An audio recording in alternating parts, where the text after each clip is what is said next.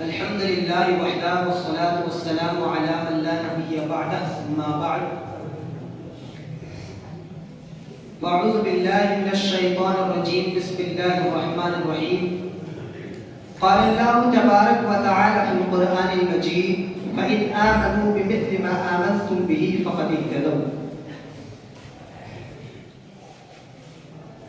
ذی وقار صدر محترم مشرق و مربی اساتذہ کرام حکم صاحبان اور میرے سامنے بیٹھے ہوئے میرے عزیز بھائیوں اور دوستوں، آج کے اس سالانہ تقابلی پروگرام میں مجھے جس عنوان پر لب گشائی کا موقع ملا ہے وہ ہے منہج سلف اور اس کی معنویت ہندوستانی معاشرے میں۔ اس سے قبل کہ میں اپنے عنوان کے بکھرے ہوئے تابناک موتیوں کو الفاظ و تعبیرات کی حسین اور دلکش لڑی میں پروڑنے کی کوشش کروں، بارگاہ الہی میں دعا ہے کہ اللہ تعالیٰ مجھے حق بات کہنے اور ہم سب کو اس پر عمل کرنے کی توفیق عطا فرمائے، آمین۔ حضرات، اللہ تبارک و تعالیٰ قرآن پاک کے اندر فرماتا ہے یا ایھا الذین آمنوا اطیعوا اللہ و اطیعوا الرسول، کہ اے ایمان والو اللہ اور اس کے رسول کی اطاعت کرو۔ نبی کریم صلی اللہ علیہ وسلم نے فرمایا ترکت فیکم امرین لن تضلوا ما تمسکتم بہما کتاب اللہ و سنت، کہ دو چیزیں قرآن اور حدیث اگر تم لوگوں نے اس کو مضبوطی سے تھام لیا، پکڑ لیا تو پھر کبھی گمراہ نہیں۔ حضرات، ان دونوں دلیلوں سے یہ بات واضح ہوتی ہے کہ قرآن و سنت کی اتباع ہمارے اوپر واجب و ضروری ہے، مگر ایک سوال پیدا ہوتا ہے کہ ہم قرآن و سنت کی اتباع کیسے کریں، کس کے راستے، طریقے اور منہج کو اختیار کر کے کریں؟ اس کا جواب اللہ کے رسول صلی اللہ علیہ وسلم نے دیا، خیر امتی القرن الذین یلونی ثم الذین یلونہم ثم الذین یلونہم، سب سے بہترین زمانہ میرا زمانہ یعنی میرے صحابہ کا زمانہ ہے، اس کے بعد جو پھر آئے، اس کے بعد جو پھر آئے۔ اللہ کے رسول صلی اللہ علیہ وسلم نے قرون ثلاثہ کی تعریف کی اور انہیں بہترین زمانہ کہا، اور اسلاف کی بھی یہی تعریف ہے کہ سلف سے مراد صحابہ، تابعین اور تبع تابعین ہے۔ لہذا اس حدیث کی روشنی میں اور سلف کی تعریف کی روشنی میں یہ بات واضح ہو جاتی ہے کہ قرآن و سنت کی اتباع کرنے کے لیے، قرآن و سنت کی پیروی کرنے کے لیے، قرآن و سنت کو سمجھنے کے لیے ہمیں جن کے راستے کو اختیار کرنا ہے، جن کے راستے کو اپنانا ہے، وہ صحابہ، تابعین اور تبع تابعین یعنی سلف صالحین ہی ہے۔ مگر صدر محترم، یہاں بھی اشکال پیدا ہوتا ہے کہ آخر ہمیں سلف صالحین ہی کی اتباع کر کے قرآن و سنت کو سمجھنے کے لیے کیوں کہا گیا؟ کسی دوسرے مسلک کی اتباع کر کے قرآن فہمی اور سنت کو سمجھنے کے لیے کیوں نہیں کہا گیا؟ اللہ اس کا دو جواب یہ ہے کہ ایک تو یہ ہے کہ اللہ کے رسول صلی اللہ علیہ وسلم کا یہی حکم ہے، اور دوسرا جواب یہ ہے کہ یہی وہ جماعت تھی، یہی وہ لوگ تھے جو ہمیشہ حق پر قائم تھے۔ جیسا کہ نبی صلی اللہ علیہ وسلم کا فرمان ہے کہ بنی اسرائیل 72 فرقوں میں بٹے تھے اور میری امت 73 فرقے میں بٹے گی، سارے فرقے جہنم میں جائیں گے سوائے کہ صحابہ نے دریافت کیا اے اللہ کے رسول وہ کون سا فرقہ ہے، وہ کون لوگ ہیں؟ تو نبی صلی اللہ علیہ وسلم نے فرمایا ما انا علیہ و اصحابی، وہ میں اور جس پر میرے صحابہ قائم ہے۔ اللہ کے رسول صلی اللہ علیہ وسلم نے فرمایا ما انا علیہ و اصحابی، یہاں پر اللہ کے رسول نے وہ اصحابی کا اضافہ کر کے یہ بتا دیا ہے کہ قرآن فہمی کے لیے اور قرآن و سنت کو سمجھنے کے لیے ہمیں جن کے راستے پر چلنا ہے، جن کے راستے کو اختیار کرنا ہے، وہ سلف صالحین، صحابہ، تابعین اور تبع تابعین ہی ہیں۔ دوسرے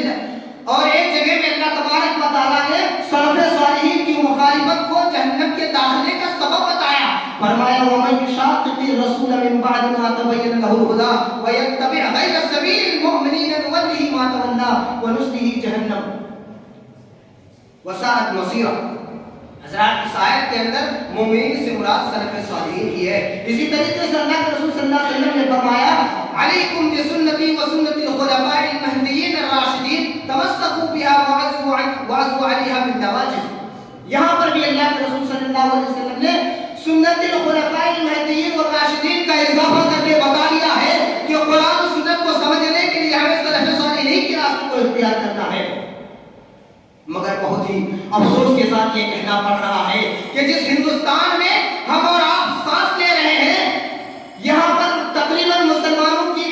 آبادی 30% ہے، جہاں پر صرف کچھ ہی لوگ ہیں جو سلفیت پر قائم ہے اور صحیح معنوں میں منہج سلف کے پیروکار ہے۔ اس کے علاوہ باقی دوسرے عقائد، دوسرے مسلک، دوسرے افکار و نظریات کے لوگ سانس لے رہے ہیں، دوسرے مسلک کے لوگ رہ رہے ہیں جو بدعت و خرافات کو فروغ دے رہے ہیں، جو کتاب و سنت کو چھوڑ کر دوسری چیزوں پر عمل کر رہے ہیں۔ حضرات، افسوس کی بات یہ ہے کہ آج اسی ہندوستان کے اندر دوسرے عقائد کے لوگ رہ رہے ہیں جو بدعت و خرافات کو فروغ دے رہے ہیں، اور یہ دعویٰ بھی کرتے ہیں کہ ہم کتاب و سنت کے پیروکار ہیں، یہ کہتے ہیں کہ ہم سلف صالحین کے پیروکار ہیں اور بدعت و خرافات کو فروغ دیتے ہیں۔ حضرات، میں یہ کہنا چاہتا ہوں کہ جب ان کو سلفیت کی دعوت دی جاتی ہے اور جب منہج سلف کے بارے میں ان سے کہا جاتا ہے تو وہ یہ کہتے ہیں کہ منہج سلف تو ایک جدید دور کا پیداوار ہے، یہ تو صرف ابن قیم اور ابن تیمیہ رحمہ اللہ جیسے کا نام ہے۔ میں ان کو یہ بتا دینا چاہتا ہوں کہ یہ منہج سلف جدید دور کا پیداوار نہیں ہے، یہ صرف ابن قیم کا نام نہیں ہے، یہ صرف ابن تیمیہ رحمہ اللہ کا نام نہیں ہے، یہ صرف محمد بن عبد الوہاب کا نام نہیں ہے، بلکہ ایک شخص جب ایک انصاف پسند شخص جب تعصب کی آئینے کو اتار کر حقیقت کے آئینے میں اس کو دیکھنے کی کوشش کرے گا تو سمجھ میں آ جائے گا کہ منہج سلف کسی شخصیت سے جڑے رہنے کا نام نہیں ہے، بلکہ منہج سلف وہ دعوت ہے جو کتاب و سنت کی دعوت ہے، منہج سلف وہ دعوت ہے جو اللہ کے رسول صلی اللہ علیہ وسلم 1400 سال پہلے لے کر آئے تھے، منہج سلف وہ دعوت ہے جو اسلام کی صحیح اور سچی دعوت ہے۔ باقی یہ سارے تو اس منہج کے اور اس منہج کے ترجمان ہیں میرے بھائیوں۔ اسی لیے آج ہم اس منہج اور سلف صالحین کی پیروی کرتے ہیں اور ہم اپنے آپ کو سلفی کہتے ہیں اور فخر سے کہتے ہیں کہ ہم سلفیت پر قائم ہیں۔ اسی لیے ہندوستان میں رہنے والے دوسرے مسالک کے لوگوں، آؤ اسی سلفیت کے جھنڈے کے نیچے، اسی میں تمہارے لیے کامیابی ہے، اسی میں تمہارے لیے خیر ہے، اسی میں تمہارے لیے بھلائی ہے، آؤ تو صحیح انجام اس کے ہاتھ ہے، آغاز کر کے دیکھ، بھیگے ہوئے پروں سے پرواز کر کے دیکھ۔ حضرات، سلف صالحین کو مضبوطی سے تھامنا ہی نجات کا راستہ ہے، سلف صالحین کی اطاعت ہی میں فوز و فلاح ہے، سلف صالحین کی پیروی ہی میں کامیابی و کامرانی مضمر ہے، کیونکہ یہ وہ لوگ تھے جس کی تربیت خود اللہ کے رسول صلی اللہ علیہ وسلم نے ایسے صاف و شفاف پانی اور میٹھے چشمے سے کی ہے، ایسے صاف و شفاف پانی اور میٹھے چشمے سے کی ہے جن کو ان سے قبل کسی نے گدرا نہیں کیا ہے۔ آخر میں اللہ رب العالمین سے دعا ہے کہ اللہ رب العالمین ہم تمام مسلمانوں کو سلفی دعوت اور سلفیت کو سمجھنے اور منہج سلف کو سمجھتے ہوئے قرآن و سنت کو سمجھنے اور اس پر عمل کرنے کی توفیق عطا فرمائے، آمین۔ وآخر دعوانا الحمد للہ رب العالمین، والسلام علیکم ورحمۃ اللہ وبرکاتہ۔